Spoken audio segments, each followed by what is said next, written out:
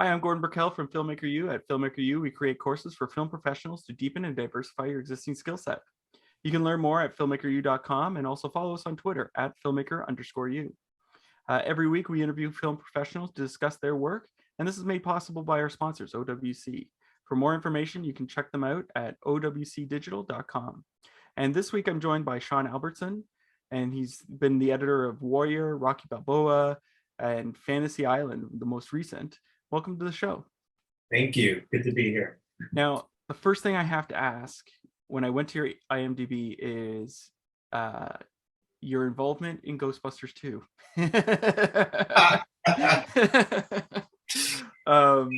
Because as a kid, I love that movie. So I would like to know anything you can tell me about that film.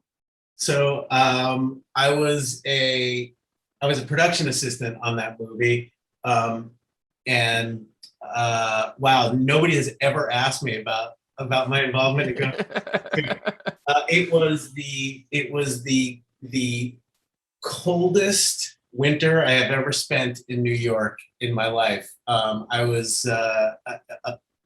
working the second unit crew, and me and a small handful of PAs were the first ones to get out there, usually around 4 a.m. in sub-zero temperatures, and the last ones to leave after everything had been broken down and taken out, usually around midnight. A lot of standing around, crowd control in sub-zero temperatures all day long in Manhattan. But the cool thing was, like, we always had the car, the second unit. It was a huge second unit crew, and we always had the car, and we were doing all the big crowd things for visual effects, like where the giant Stay Puft guy is out on the street. So there was a lot of like really cool and kinds of things we had never seen before, crowds reacting to something that wasn't there. So you know, I was probably, I don't know, 19 years old or something at the time, and it was fun. It was a blast. Did not get to work with first team actors, but it was cool to be a part of that project, because I love those movies as well. Now, so how did you transition into editing? Your dad was an editor. Is that how you made the jump, or? Yeah. So if I remember correctly, I had already been, I think but at the time that I was a PA, I had already been inside the editing room. And I got into editing through my dad, really. I was a musician growing up, and I had worked in restaurants. I think I remember coming home from school as a junior in high school, telling both of my parents, I'm not going to take the SATs. I'm just going to finish my senior year in high school, and then start looking for gigs with my various bands that I was in. What I found out years later was my mother then grabbed my father and said, "You better bring him to work and show him like what real work is." Now, like real work, like music is not real work compared to filmmaking. But my dad sort of reluctantly, because I was getting into a lot of trouble as a kid. School was not my thing. Certainly music was, and cooking was. My dad had also been a chef before he became an editor, before I was born. And so I was exposed to, and my mother was in the film business as well, an AD and a production manager. And so all through my life growing up in New York, I was exposed to filmmaking, cooking, music. My dad was also a musician before he was a chef. So I was exposed to the arts a lot,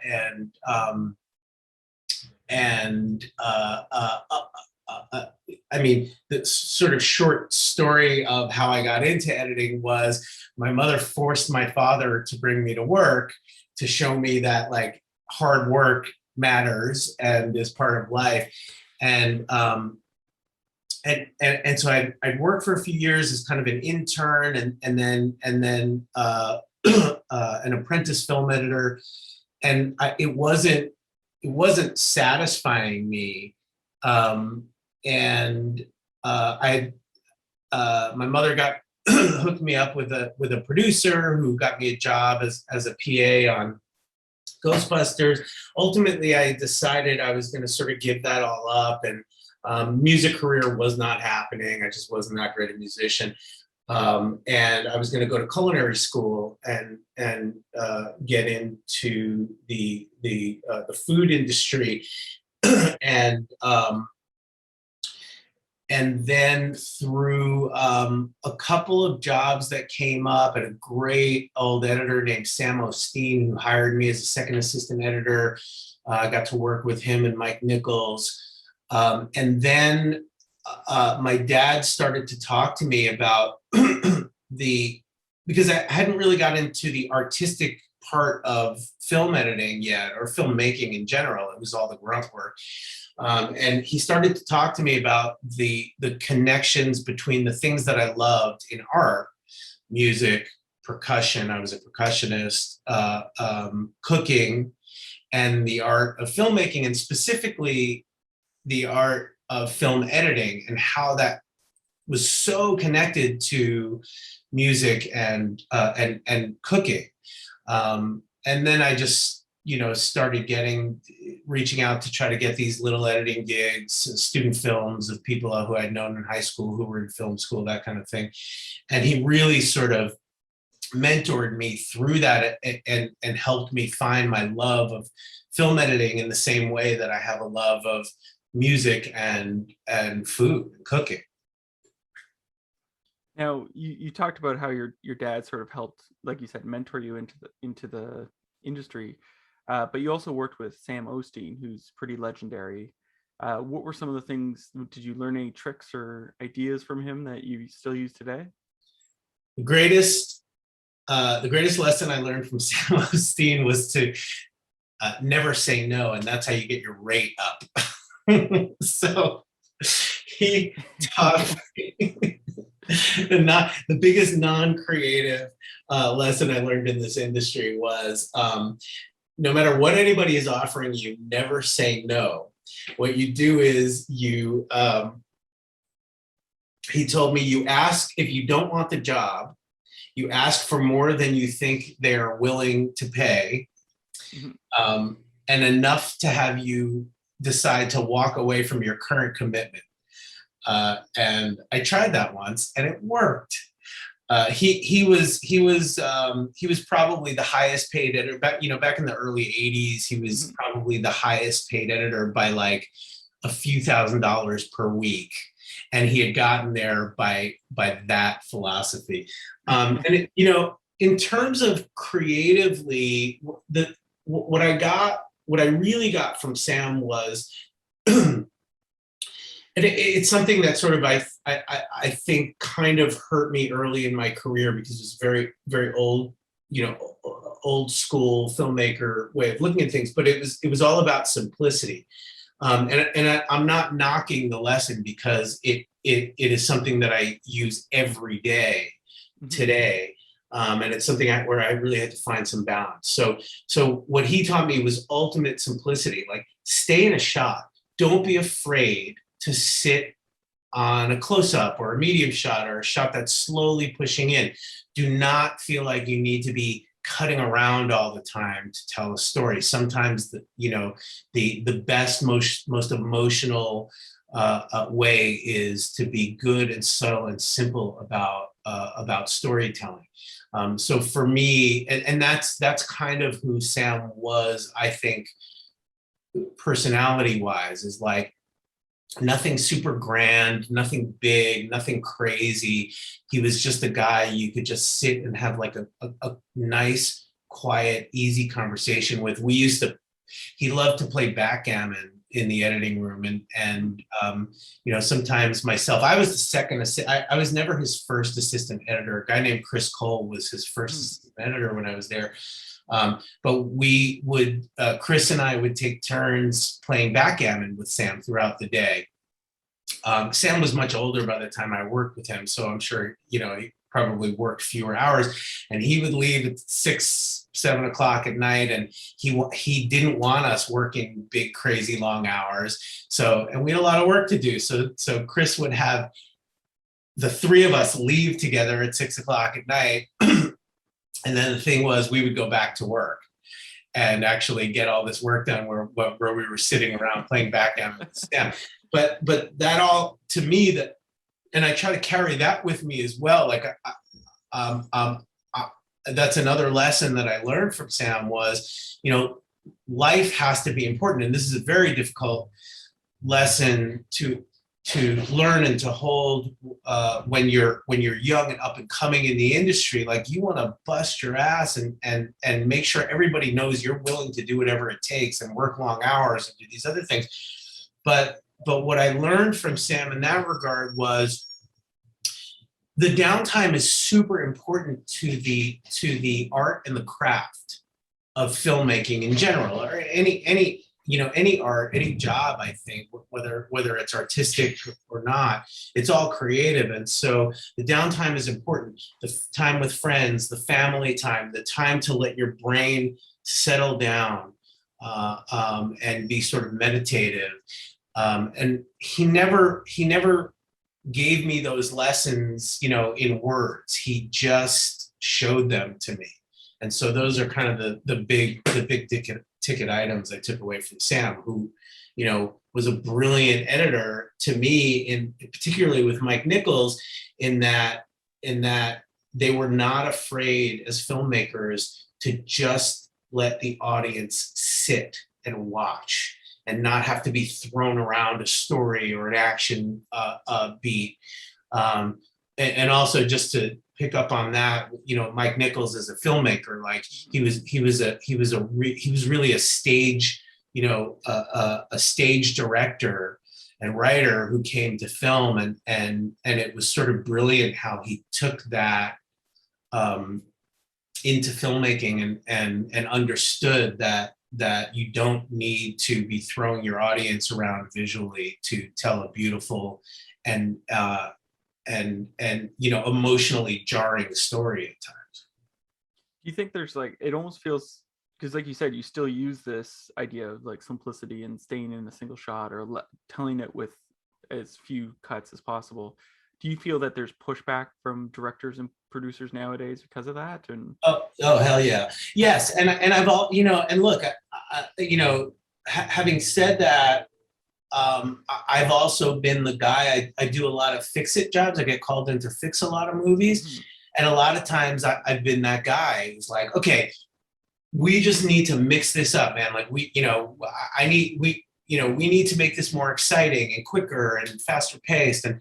And so I've definitely been on both sides of that. But I think that Hollywood has also, you know, I think the word pacing has become sort of a dirty word to me sometimes, in that, like, instead of pacing to, let's say, some producers, maybe some directors, some filmmakers, instead of pacing meaning, you know, yeah, we need to build the pacing of a sequence to a moment. You know, we need to go a little bit faster. Let's get the energy up here to a moment, and then we need to open up and slow down and let the audience breathe and let our characters show us that they're feeling what just occurred. Mm-hmm. Those are really important. That's really important to me in terms of, you know, the notion of pacing sometimes to some people in the industry has become just make it faster, bigger, stronger, you know, louder.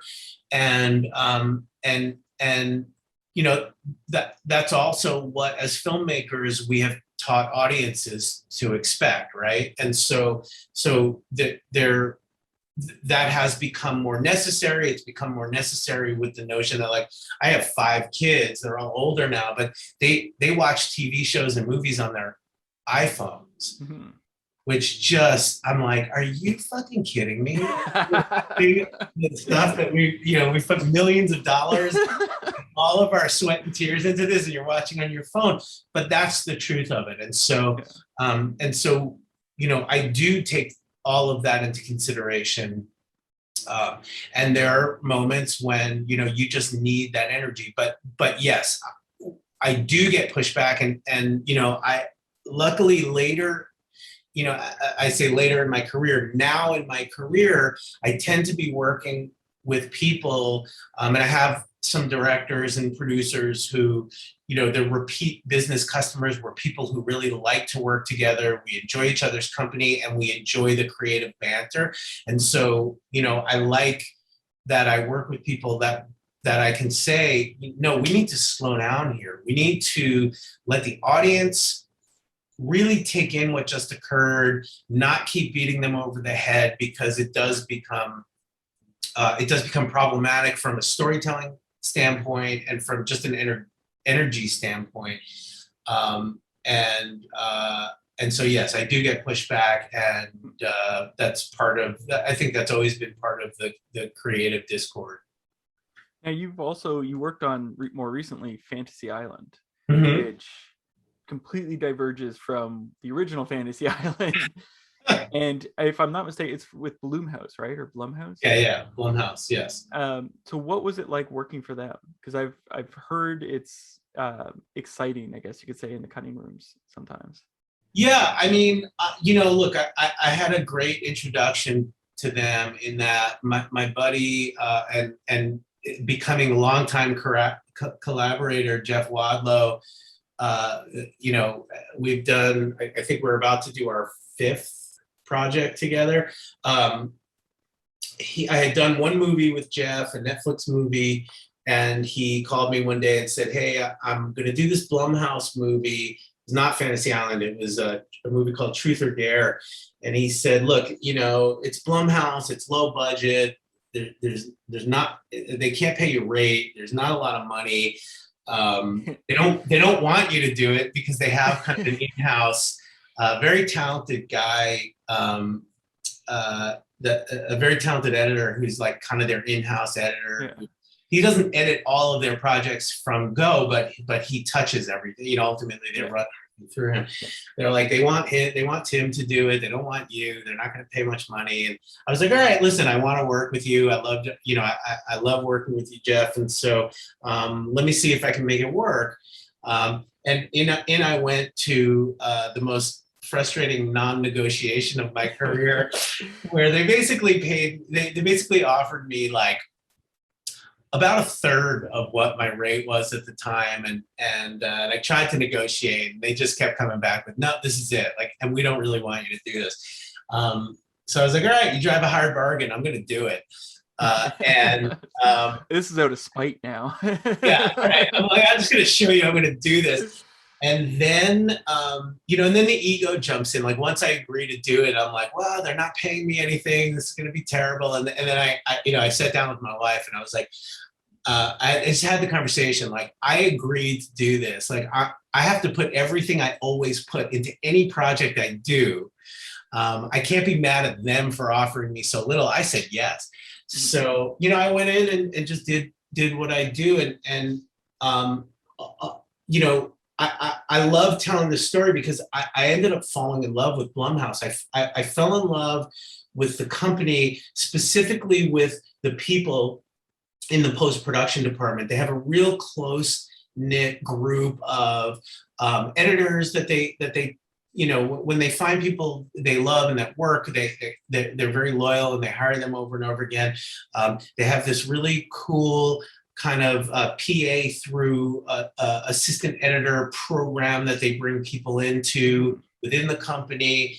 I just loved everybody there. And the other cool thing about it was Jeff Wadlow, this director I work with, he shoots a ton of footage. And there's just mathematically no way for me to have an editor's cut done a week after they're done shooting. Yeah.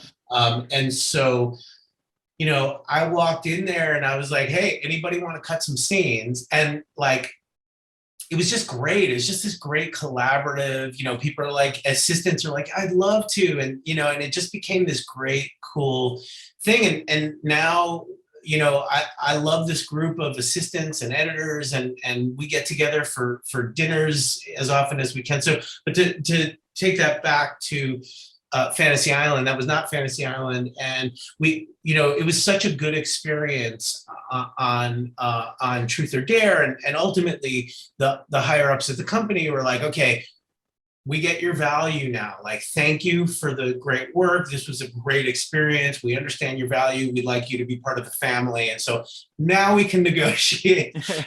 And I mean, look, they're low budget movies. I'm not going to get my sort of normal rate with them. But what I've found, and I started to touch on this a little bit earlier, what I found later in my career is I've worked with plenty of people, including Sly, that are just difficult to be in a room with every day, and personality-wise, very combative, and that's all good and fine. It's part of the creative process for some people, but what I'm really enjoying in my career is I'm willing to take less money now and just be a part of projects that I love, and work with people that I have really good relationships with, and go to work every day and enjoy my job. And so that's what I have on my Blumhouse project. So when, look, I've told Jeff, I'll do anything if I'm available that you're doing, because we just have a very cool partnership and friendship. And so when Fantasy Island came up, I was like, yeah. And then he was like, and I'd like you to come to Fiji for the shoot. And I was like, how am I going to say no to that? Like, go to Fiji for 3 months essentially. So it was a great experience all around. Now, one of the things that's tricky though with it, and I was thinking about this when I saw the trailer, is that in the trailer, they had to sort of give away that twist that it's not the Fantasy Island we know. Yeah. But had they not done that, I feel like a lot of people would be like, why am I going to go see Fantasy Island? Of course. So what were your thoughts on that when you saw the trailer? Because I feel like that was such a cool twist, but it was important to get people into the seats to cover. Yeah, it was conversation. For sure. And Jeff and I are always a big part of the trailers. He makes sure of it. In fact, on every one of Jeff's movies, which is, I've already told you, he shoots a ton, and it's impossible to keep up to camera. On top of that, 2 weeks before wrap, he always has me do what he calls a sizzle reel. But we end up doing a real theatrical trailer, and it takes a lot of time and energy. And so, by the time we get to that point in the process, we've already done our trailer, and so we've been saying it. So, in the end, yes, it was like, we can't give that away. But I think both Jeff and I originally agreed we cannot give that away. And then we both agreed, like, we have to give that away for the trailer. Like, it just, there's no two ways about it. It has to be given away. And that was also a creative argument that Jeff and I had in the movie. I remember giving the note at the script stage, where it was sort of written that as soon as they get off the plane on the island, the script was talking about these creepy sort of helper, the people who work on the island, and sort of giving it a dark tone to the audience as soon as they get off the plane. And my argument was, and I think I held that argument through the end of the process, and I lost that argument, was hold off on that. Like, let the audience just have this sense of wonder and like how beautiful this thing is. And so I kind of had that same issue in the movie itself, and that was always a creative question that we were throwing around even in the movie. But you're right, there's no way around giving that away in the trailer. Otherwise, the audience is going to go, okay, why am I going to go see this movie? Yeah. Now, I have one last question that I ask everyone I interview. We've been in this pandemic for over a year now, 18 months, and a lot of people have turned to streaming services for entertainment. For those who are still stuck in their place or getting stuck in with the fourth wave, Is there a show or a movie you discovered on streaming over the last year that you think people should check out? Yes, all of Netflix, all of Hulu, and all of Amazon Prime. Like I've been through it all. So one that really sticks out. There's so many. I mean, I love Queen's Gambit. Really grabbed me, and in a way that I just did not expect. I love that show. My sort of guilty pleasure right now is I hadn't watched Billions until my wife and I started a month ago, and it's such a guilty pleasure. It's so dramatic. And then along those lines, I have to say, Succession on HBO, and in a really beautiful way. My best friend was telling me about Succession many months ago, and he sort of talked about the storytelling and the filmmaking. He used a word I had never heard him use before, and it was delicious. And my wife and I watched the show finally, and I was like, wow, this is delicious. It is just like, you just want more and more of these people and these characters. And so, I would say the big breakouts for me would be Succession and Queen's Gambit, and The Crown. Yeah. I love The Crown. Wow. Well, thank you so much for letting me interview. You got it. And that's our show for this week. Check us out at filmmakeru.com for our latest courses, and of course on Twitter at filmmaker_you. I want to thank you again, Sean, for joining us. And of course, our sponsors, OWC. Go to owcdigital.com for all your filmmaking and computer needs. I'm Gordon Burkell. Thanks for watching.